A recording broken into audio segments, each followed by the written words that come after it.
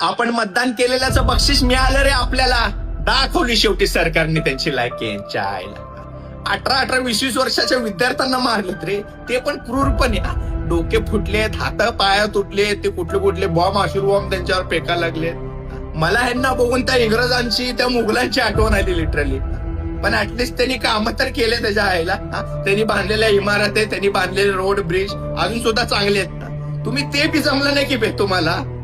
आणि दिल्ली पोलिसांना सल्यूट आहे बरं का. अरे तुम्ही पण एका काळी विद्यार्थी होता, एक्झाम देऊनच त्या पोस्टला गेला.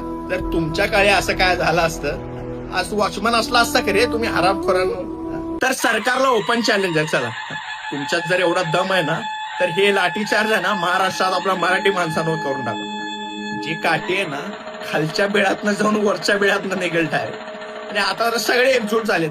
ते जट बीट, ते पंजाबी, हरियाणी सगळे डायरेक्ट रेडे म्हशी घेऊन, तलवारी घेऊन आता उडाला आले तुमच्यावर. आता काय करणार? नेपाळी बिपाळ काय नाही, ते तर चायनीज वाले होते. इथे तर सगळे खानदान येतात, सगळ्या जातीपातीचे लोक सगळे एकत्र झाले. जेव्हा स्वतःच्या लेकरावर येतं ना, तेव्हा माणूस कसा जागा होता, त्याच्या अंगातली आग कशी निघते बाहेर ते सांगायची गरज नाही. आता सरकार बुरकार ठुरकार कुठलाही जागीरदार असतो, आली रे आली, आता तुमची पाळी आली.